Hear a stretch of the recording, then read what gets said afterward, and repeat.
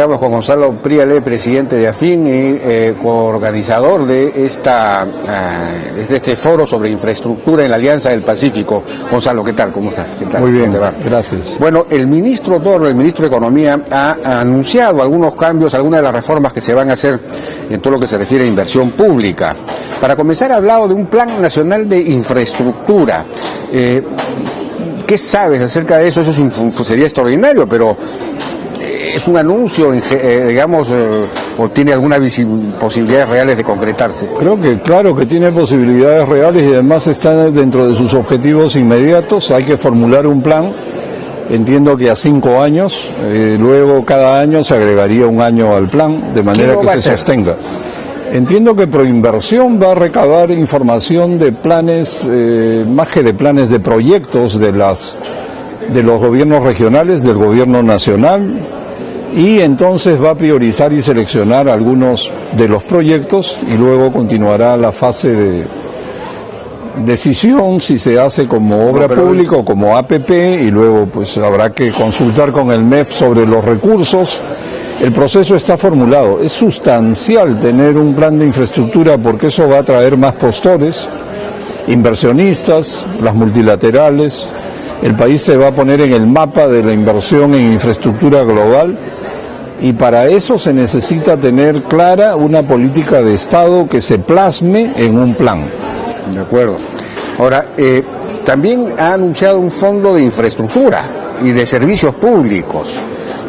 Que se financiaría con el exceso del Fondo de Estabilización Fiscal por encima del 4% del PBI, es decir, si el fondo pasa del 4%, eso iría a formar parte de este fondo. ¿Cuál es tu opinión? Actualmente el FEF, o Fondo de Estabilización Fiscal, está en 4.18% del producto, de modo que el excedente sobre el 4% intangible es solamente 0.18% del producto. Esos son 360 millones de dólares, la verdad es una cifra muy pequeña. Lo que estamos sugiriendo es que se revise la parte intangible del FEF, porque se estableció en 4% del producto en 1999, cuando las condiciones fiscales eran totalmente distintas. Ahora estamos mucho mejor y podríamos trabajar con 3% del producto como el nivel intangible del Fondo de Estabilización Fiscal, con lo que el excedente sería 1.18% que podría utilizarse para alimentar el Fondo para Infraestructura. ¿Y este Fondo para Infraestructura, para qué se va a usar? Yo entendí que era para financiar estudios, en fin, ¿para qué serviría ese fondo? Puede servir para, depende de la modalidad que se escoja, puede servir para financiar estudios, puede servir para financiar proyectos, también podría servir para dar garantías. ¿Para financiar proyectos directamente? O para dar garantías. Esos son esquemas que hay que estudiar en la práctica, pero lo importante sería configurar el fondo y luego tener una vigilancia. Bueno, lo han anunciado, o sea, de repente lo sacan por decreto legislativo, no sé. Claro, es cuestión de que lo formulen y esto se puede además alimentar con excedentes no utilizados del presupuesto anual, que todos los años, entre comillas, sobran recursos que no se logran gastar y no tienen ni siquiera expedientes detrás de los proyectos para los cuales se suponía que estaban presupuestados. Esto es aproximadamente 3.000 millones de dólares por año que sobran. Que no se gastan. Que no se gastan, no se llegan a gastar, y pues una parte de eso podría servir también para alimentar el fondo. Bueno, de hecho hay una gran cantidad se decía que había como 90.000 millones de soles de ahorro fiscal, es decir, de fondos precisamente no gastados en la época de los superávits. Ese dinero ¿existe o no existe? ¿No se puede destinar a este fondo? Está asignado a diversos fondos y a diversos usos.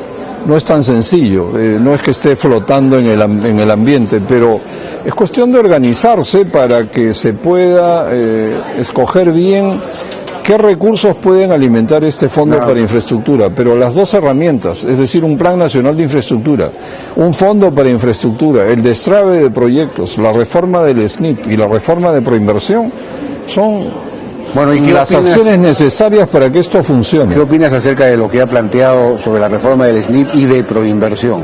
Pero lo que está planteando, por lo que entendí, es que Proinversión se va a encargar de priorizar todas las obras públicas de todos los niveles de gobierno, decidir qué cosa sería APP, qué cosa sería obra pública, y ya cada, digamos, ministerio o gobierno subnacional, una vez que está priorizado el proyecto, va al MEF y lo financia o pide su presupuesto. ¿Ese es el esquema? ¿Cómo es? El esquema es ese, y me imagino que puede afinarse o puede variar algo, pero básicamente se trata de que un ente técnico como Proinversión sea quien prioriza y selecciona proyectos. Por supuesto, después tiene que recabar la venia del sector, la venia de la región, pero que alguien técnico haga la selección es mejor que alguien político la haga. Eso es una buena protección para evitar problemas con los proyectos. Un proyecto mal seleccionado, mal priorizado, no va a conducir a buen fin. Así que el primer paso necesario es una buena selección, una buena priorización, fundamental. Ojalá que esto funcione, ¿no? Sobre todo lo que más me impresiona es la posición de desarrollar infraestructura para, de esta manera, reemplazar los ingresos por recaudación de minerales por ingresos por recaudación del mercado interno y la formalización. Esto es muy importante porque efectivamente nos va a romper esa vieja ligadura con los precios de los minerales y nuestra suerte está a merced del mercado. No, podemos pararnos en nuestros propios pies y para eso hay que hacer este esfuerzo. Bueno, pero habría que hacer un esfuerzo similar para relanzar también proyectos mineros que no se pueden despreciar, ¿no? Por supuesto que sí. El Perú tiene la suerte de tener una riqueza mineral grande. Si logra destrabar, frenar el ambientalismo antiminero y superar su constante traba a los proyectos, creo que tenemos un futuro muy bueno por delante, porque tendríamos el motor de la minería y el motor de la infraestructura. Ahora, estas reformas que se están planteando a los sistemas de inversión, ¿cómo van a resolver el problema de la excesiva atomización de la obra pública? ¿Cómo vamos a lograr empaquetar proyectos? ¿Cómo vamos a lograr que se ejecuten bien? Porque vuelvo a repetir algo que ya lo he dicho varias veces. El canon en el Cusco ha dado 15.000 millones de soles en los últimos años. Y todo el mundo se pregunta en el Cusco dónde están los 15.000 millones de soles. No se ven. No se ven por ninguna... Es decir, hay mucha corrupción, mucha mala gestión, Entonces, ¿no se necesitaría una especie de superintendencia nacional de, no sé si de obras públicas o de licitar, que por lo menos licite, ¿no? A cargo o a cuenta de el gobierno regional o el gobierno local, en fin, algo que funcione bien? Sí, resulta paradójico, pero así como hay controversias acerca de los megaproyectos, que son necesarios, pero que efectivamente pueden ser controversiales, hay problemas con los pequeños proyectos. Al año se ejecutan más de 15.000 obras públicas. En agua y saneamiento las obras públicas son muy pequeñas, del orden de 2, 3, 4 millones de soles. Esto es casi imposible de controlar. La escala es tan pequeña que la eficiencia no acompaña esta inversión. Entonces lo que proponemos es empaquetar proyectos que pueden ser de diversos usos, por ejemplo, agua y saneamiento, postas médicas, comisarías, escuelas, de manera que en una región, en una provincia o en una localidad se puede hacer un paquete de inversiones del orden de, digamos, 50 millones de dólares, que podría ser apepeable, concursarlo, adjudicarlo a 20 o 30 años con mantenimiento. Eso va a ser un gasto bien ejecutado. Sería lamentable, por ejemplo, que todo este gran esfuerzo nacional que vamos a hacer para cerrar la brecha en agua y saneamiento se haga a la manera tradicional en pequeñas obras públicas. Eso es botar la plata al agua. Proponemos contratos de gestión e inversiones a largo plazo para que el sector privado participe con economía de escala y con conocimiento técnico. Si no, el esfuerzo va a ser estéril. Seguirán las poblaciones sin agua y con la plata desapareciendo. Actualmente se gasta 5 veces más en obras públicas que en cofinanciar APPs. 5 veces más. Y claro, tampoco se trata de hacer pura APP, pero la mezcla debiera mejorar mucho. y los conflictos, las dificultades de corrupción están en las pequeñas obras, las microobras, y eso es lo que hay que corregir. Bueno, también ha habido corrupción en las grandes obras, ¿no? Claro que sí, pero eso es algo mucho más visible y se investiga, se puede controlar, muy fiscalizado. De acuerdo. Ahora, y además es muy controversial por el tamaño. En cambio, en una pequeña obra casi ni se habla del tema. Se está avanzando lo suficiente en todo lo que es destrave de grandes y medianos proyectos y no solo destrave de los proyectos, todo lo que es desregulación, simplificación administrativa para la inversión en general de la pequeña empresa, la mediana empresa, es decir, limpiar el estado de trabas. Hay un enorme esfuerzo que hacer en el tema regulatorio.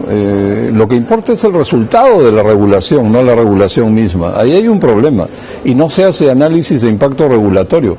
Debiera vigilarse si la norma, que tiene una justificación para un fin determinado, después lo logra. Y si no lo logra hay que cambiar la norma.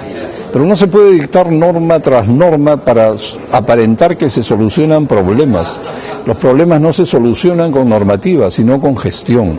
De acuerdo, pero necesitamos una normativa que facilite las cosas. Claro, ¿no? Por eso hay que simplificarla. Hay una sobreregulación en muchos casos.